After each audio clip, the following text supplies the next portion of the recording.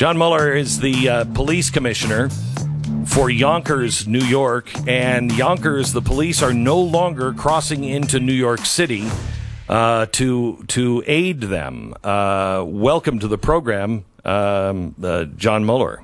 How are you? Good morning, Glenn. I'm great. Good morning. So first of all, how are your officers doing through all of this? Before we get into the rest, how are your guys handling what's happening in the country and in Yonkers, I assume? The Yonkers Police, the men and women of the Yonkers Police Department have been doing an amazing, incredible, outstanding job. They're fantastic. Through all of this, we made a lot of deposits in our community bank account. And so a lot of the things you're seeing across the nation, Glenn, you're not seeing in the city of Yonkers, thanks to a mayor who supports his police department. And, we're getting through it pretty well. Good. I'm glad to hear it. Now, you have decided with the city that you are no longer going to send a Yonkers officer across the city line. You're right there on the line of New York City. What does that mean, and why did you do that? Well, what it means is that New York City Council passed legislation that essentially made an impossible standard to meet for the officers. And if they do not meet this impossible standard, they're going to be subjected to criminal liability. And I just couldn't in good conscience allow that to happen. This was a hastily crafted, irresponsible law. I'm hoping that they would circle back and listen to the experts in the NYPD, who, by the way, have one of the greatest departments, one of the most progressive departments. But right now, it seems like everyone is operating in an echo chamber. And the result of that is hastily prepared laws that really put people in jeopardy and they're not listening to everybody. It just seems like the people who want to talk to each other are talking to each other over and over and again. Well, the thing that you bring up that they've set a ridiculous standard that no one could ever accomplish 100% of the time. Can you get specific on that? What was it that they passed at City Council? So they passed an anti-chokehold bill. And so just for the record, let's start with the actual chokeholds. I, nor the NYPD, has a problem with chokeholds being banned. That's absolutely not. I mean, I think sometimes people are conflating the issues, but in this case, the chokehold is not the issue. It's the knee to the back or the chest. So essentially what they're saying, the council, the way they wrote the law, it is so restrictive that if you happen to put an inadvertent knee on someone's chest or someone's back, you will be subject to criminal prosecution. So when you're wrestling with someone, if your knee happens to touch their chest or their back, there is an opportunity there for a prosecutor to want to prosecute you under this statute, and we just can't have that.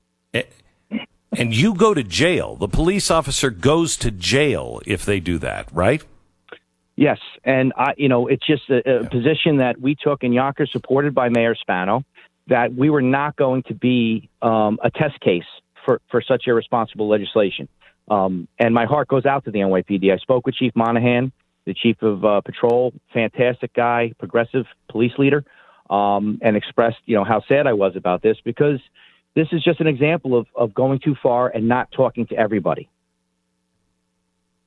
So tell me how you arrest someone, because I saw the shooting in Atlanta, and that guy seemed to be totally cool, and then all of a sudden he flipped on a dime and just went crazy. And there's no way they could have put him into cuffs, which they were trying to do, if they wouldn't have pinned him to the ground. So, John, how is a police officer with somebody who's fighting them, how is he supposed to keep them down without putting his weight on the main part of their body? That's correct, Glenn. You've nailed it. Putting their weight on the main part of the body. And let's keep in mind that this is not a George Floyd situation where there was pressure on a neck for 9 minutes.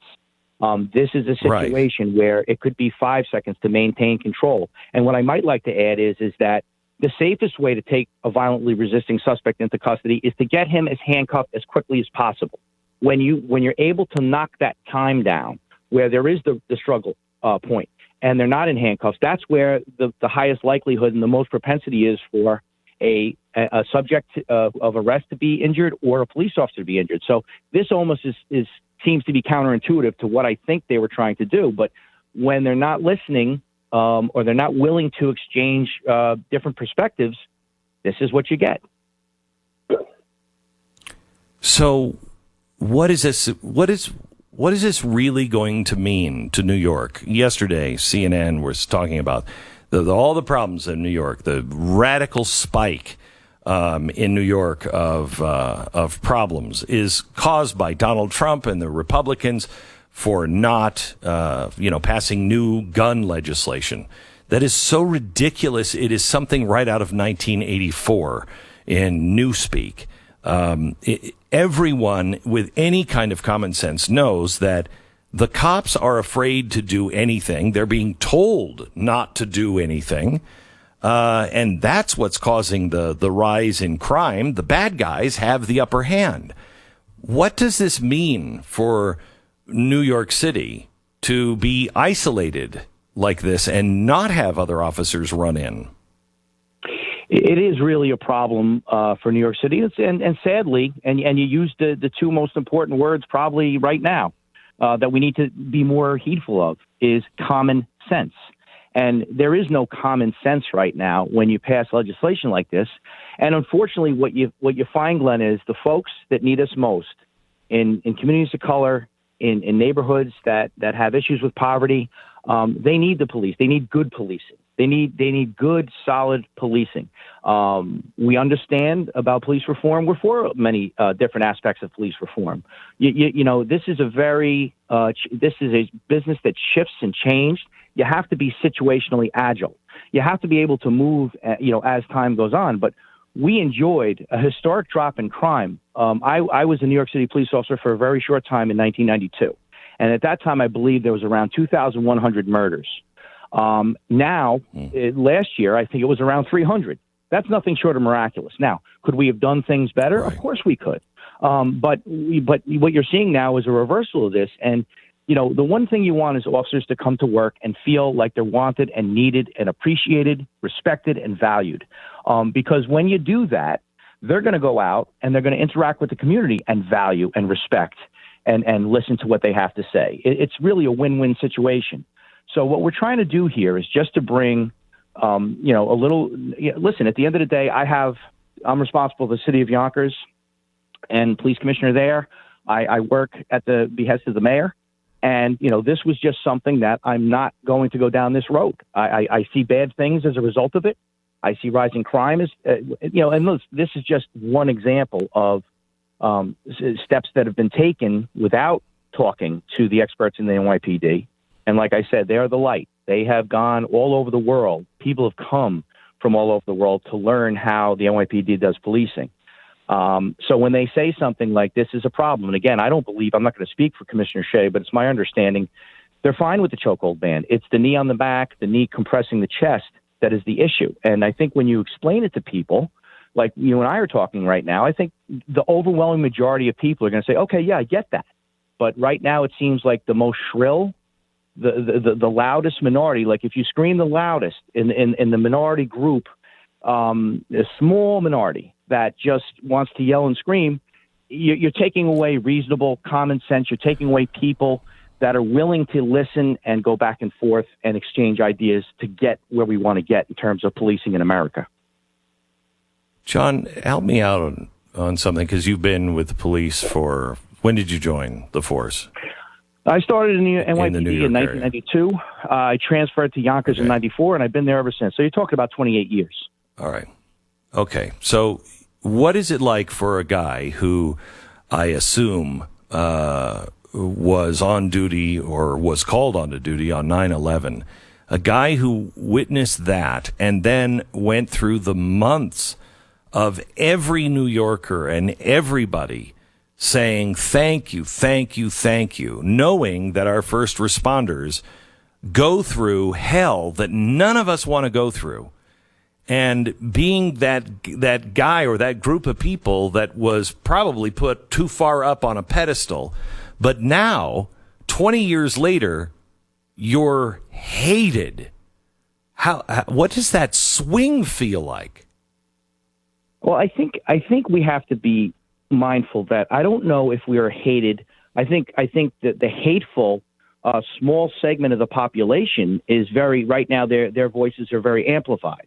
And it seems like they seem to be the darling of certain media outlets. So it seems like we're hated. But the truth is, Glenn, I can tell you this with confidence. Our communities of color, our communities all over Yonkers, and I imagine it's the same in New York City, support the police. They want police. They want good policing. They want to feel safe because of the police, and they want to feel secure with the way we police, right? And we're constantly working towards that goal way before this. And I'll even do you one better. We were really appreciated our officers did a fantastic job during COVID, where, New York in general was the epicenter. With many, many, many cases, and probably is where it all started. But at the end of the day, people really appreciated us, and then it all kind of fell apart. But I think the key is, Glenn, is to continue to engage your community, to talk with them, to exchange ideas, and take the time to have discussions, real conversations, not when someone's screaming at you or trying to coerce you to do something, because that's not what professionals do. Professionals stand up, and professionals assess situations, and they take the time to talk to people. And then you arrive at decisions. That's what they're paying us for. Unfortunately, it appears that, sadly, the New York City Council has no interest in talking to Commissioner Shea or the leadership of the NYPD, which is second to none in policing in the entire world. John, I've got to cut our conversation short, unfortunately, but I want to ask you one more question. Sure. And this goes to just your general feeling with what's going on, let's say, right now in Portland. The governor and the mayor, they're screaming that the feds are there and they're kidnapping people in the street, et cetera, and they want nothing to do with that. Is the president, do you believe, is he right? And I don't want to make this about the president. So if you were president, would you be doing similar things? Are we reacting, or are we overreacting or underreacting on these cities where they don't seem to enforce the law at all? It's a great question, because in a democracy, these are the steps that Western civilization has to take to get where they need to be. Like there was a transformation when, like I said, the 2,300 murders in New York City. People got to the point where they said enough is enough, and we need really good, clean crime strategies to get us where people feel safe and secure. It's the same thing in Portland. There's going to be a consequence for lawlessness. There is. And you hope that people will take a look at it and say, I don't think this is exactly the good way to go, that, we have elected leadership saying, well, we have to let people vent. But venting is one thing. It's okay to say how you feel. It's okay to be frustrated and angry. It's not okay to damage property. It's not okay to try to hurt police officers.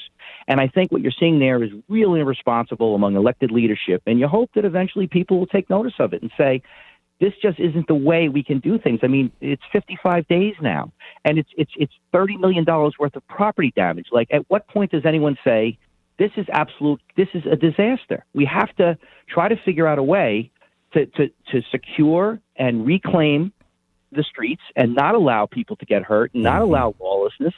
That's the answer. So, it's the same thing with the decisions made here. It lays at the feet of the elected officials.